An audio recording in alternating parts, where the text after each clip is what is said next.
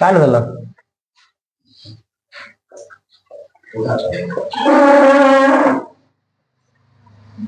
स्वर वर्ण। स्वर वर्ण में देखो, वह वर्ण जिसका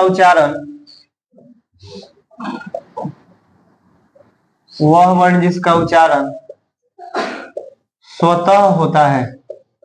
पहले तो स्वयं जानते हैं हम लोग ना। वह अच्छा, वह वर्ण क्या गया?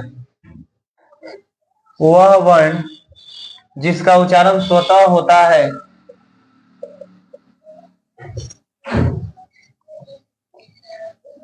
स्वर वर्ण कहलाता है। बताओ, गलत टाइम पर बजाने लगे।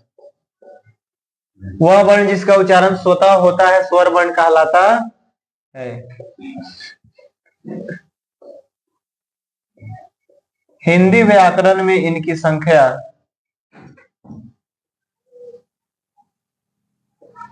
हिंदी व्याकरण में इनकी संख्या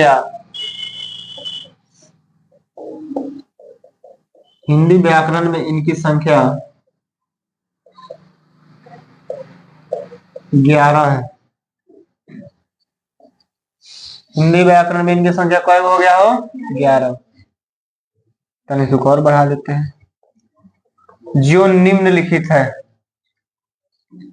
जिसको जिसको पता है वो घरे चल जाओ। जो निम्नलिखित है, ये गुनगुना रहा है। याद है ना जी?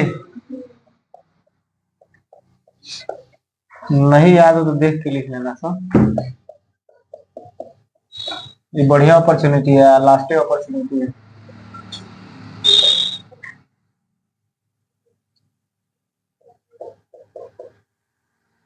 ग्यारह हो गया जी।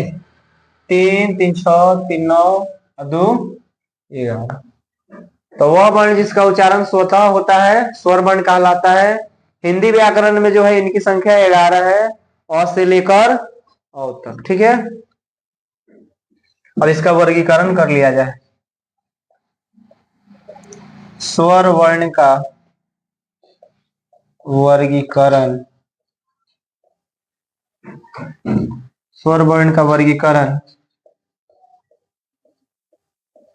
कितने आधारों पर किया जाता है?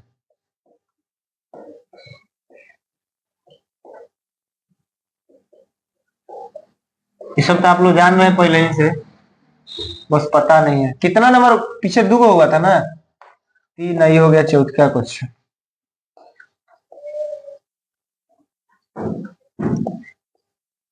तो स्वर वर्ण का वर्गीकरण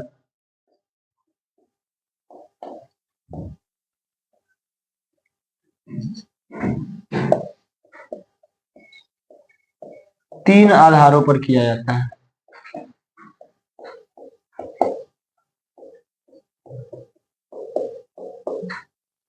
तीन आधारों पर किया जाता है। पहला जो होगा,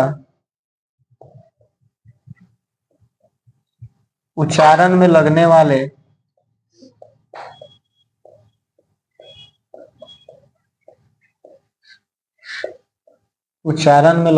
समय के आधार पर।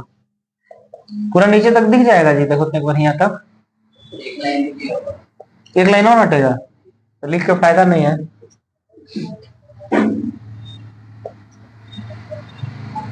दूसरा होगा उत्पत्ति के आधार पर।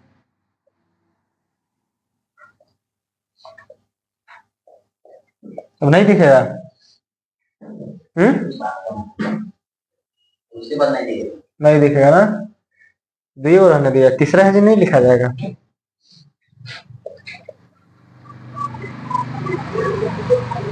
तीसरा हो जाएगा उच्चारण के आधार पर।